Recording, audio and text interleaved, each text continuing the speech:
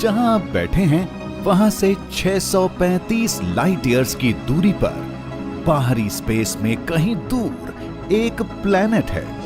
एक सूरज जैसे तारे के हैबिटेबल यानी जीवन के रहने लायक जोन में पाया गया पहला प्लैनेट। इसका नाम है केपलर 22b। जब एक प्लैनेट एक तारे के हैबिटेबल जोन में आता है तो इसका मतलब है कि ऐसा हो सकता है कि उसके सरफेस पर लिक्विड पानी भी हो, और जहां पानी होगा वहां जीवन, इंसानी जीवन होना भी मुमकिन है। आपको केपलर 22b तक जाने में कितना वक्त लगेगा? वहां मौसम कैसा होगा?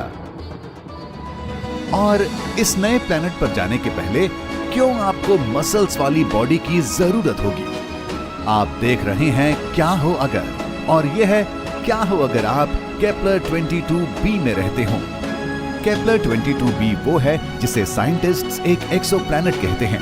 ये हमारे सोलर सिस्टम के बाहर मौजूद एक प्लैनेट है। केपलर 22b जैसा एक एक्सोप्लैनेट ढूंढ पाना अक्सर इतना आसान नहीं होता। जिन तारों के ये चक्कर लगाते हैं उनकी चमकदार रोशनी की वजह से ये हमारे टेलीस्कोप से छुपे रहते हैं। इस तक पहुंचने के लिए साइंटिस्ट्स ने किस तरीके का इस्तेमाल किया? खुद तारों को ही देखते रहना, ताकि वो किसी भी अजीब बात को नोटिस करने के लिए उन पर नजर रख सकें। उन्होंने केपलर 22b की खोज ट्रांजिट मेथड कहे जाने वाले एक तरीके से की।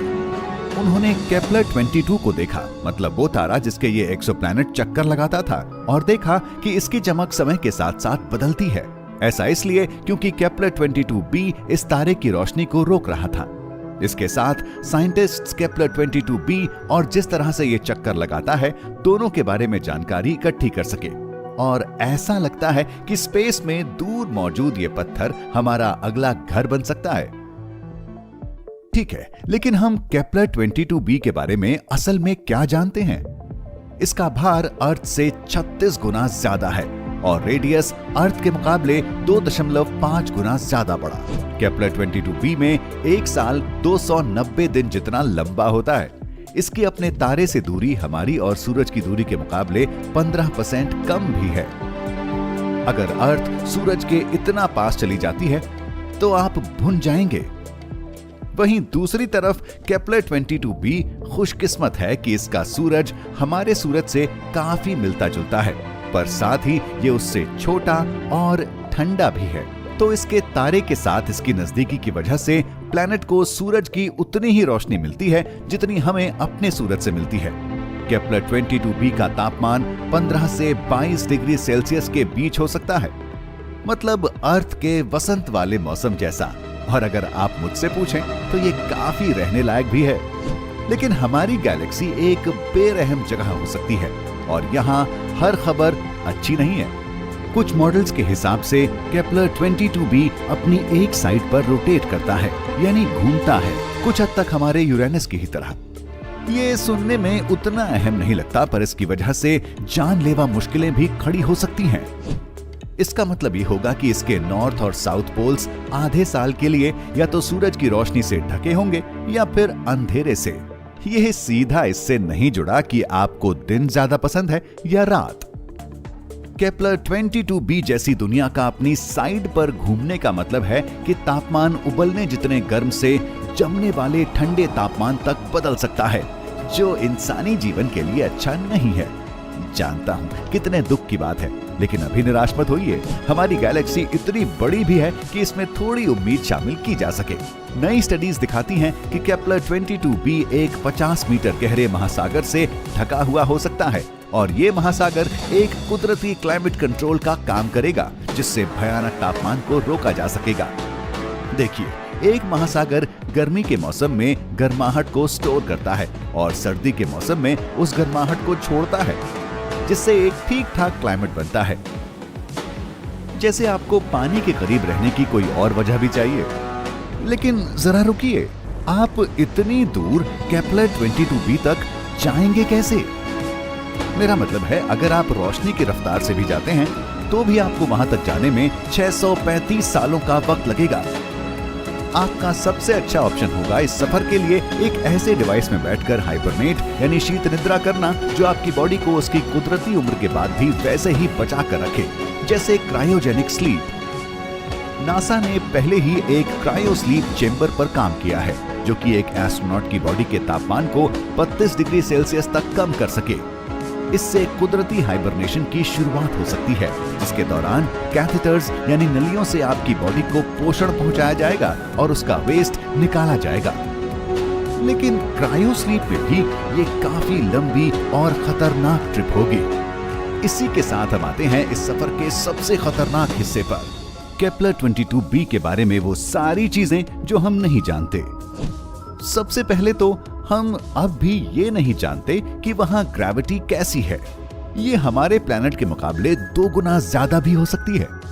अगर ऐसा होता है तो एक 10 किलोग्राम की आलू की बोरी अब 20 किलोग्राम की होगी। आपकी बॉडी पर भी इसका असर पड़ेगा। क्या आपका मौजूदा वजन 75 किलोग्राम है, तो अब अचानक 150 किलोग्राम के अपने वजन को संभालने के लिए तैयार हो जाइए। सुरक्षा के लिए वहां सेटल होने वाले आपके जैसे लोगों को मसल्स को तगड़ा बनाना होगा, मतलब काफी तगड़ा। सिर्फ बेहद जोरदार स्ट्रेंथ ट्रेनिंग के साथ ही आपके केपलर 22b पर चल पाने के चांसेस बेहतर हो पाएंगे। और एक बार अर्थ पर आपकी बॉडी बन जाए तो आपको वो सारी मसल्स पूरे 635 सालों के रोशनी की रफ्तार वाले सफर के लिए बचा कर रखनी होंगी। लेकिन इंसान अकेले ऐसे जीव नहीं हैं जिन पर ज्यादा तेज ग्रेविटी का असर पड़ेगा। अर्थ से ऑक्सीजन और पोषण के लिए ले जाए गए पौधे शायद केपलर 22b पर ना लग सकें। और अगर आप अपने साथ किसी जानवर को ले जाते हैं तो उन्हें एवोल्यूशन यानी विकास में तेजी लानी होगी। ज्यादा ग्रेविटी से जीवों में चलने के लिए और पैरों का विकास हो सकता है। इससे अंदर मौजूद अंगों की लोकेशन और साइज भी तय होगा। लेकिन राज यहां खत्म नहीं होते। साइंटिस्ट्स अब तक नहीं जानते कि केपलर 22b एक पथरीला प्लैनेट है भी या नहीं। ये गैस से बना हो सकता है जैसे कि नेपच्यून, या ये पूरी तरह से पानी से ढका भी हो सकता है। अगर आप और वहां बसने वाले शुरुआती लोग अपनी क्रायो स्लीप से जागते हैं और खुद को एक गैस के प्लैनेट पर पाते हैं तो ये काफी बुरा होगा। आपके पास अपना शिप लैंड करने के लिए भी कोई सॉलिड सरफेस नहीं होगा और जाहिर है न ही कैंप लगाने की कोई जगह होगी। ऐसा होने पर आप और आपकी टीम को प्लैनेट के चक्कर लगाने वाला एक क्लाउड सिटी बनाने का तरीका ढूंढना होगा। और अगर आप एक समुद्री प्लैनेट पर लैंड होते हैं तो एक सबमरीन वाला शहर बनाना होगा। अगर आप पाएंगे कि केपलर 22b एक पथरीला प्लैनेट है तो लॉटरी जैसा महसूस होगा, है ना? ऐसा जरूरी नहीं है। वीनस भी पत्थरों से बना है, लेकिन फिर भी इसके डेंस यानी गाढ़े एटमॉस्फेयर में मौजूद ग्रीन हाउस गैसेस की वजह से ये प्लैनेट रहने लायक नहीं है। यहाँ का तापमान इतना गर्म है कि यहाँ लिक्विड पानी हो ही नहीं सकता। अगर ये केपलर 22b के साथ भी होता है तो इस एक्सोप्लैनेट पर रहने का हमारे पास इकलौता मौका तब होगा जब हम जमीन के नीचे रहने की जगह बनाने के लिए रोबोट्स को काम पर लगा दें। ऐसी जगह जहां हो सकता है कि तापमान इतना ठंडा हो कि आप उसे सह सकें। इससे बस ये साबित होता है कि प्राइम लोकेशन होना इस बात की गारंटी नहीं है कि इंसान उस जगह पर जिंदा रह सकते हैं।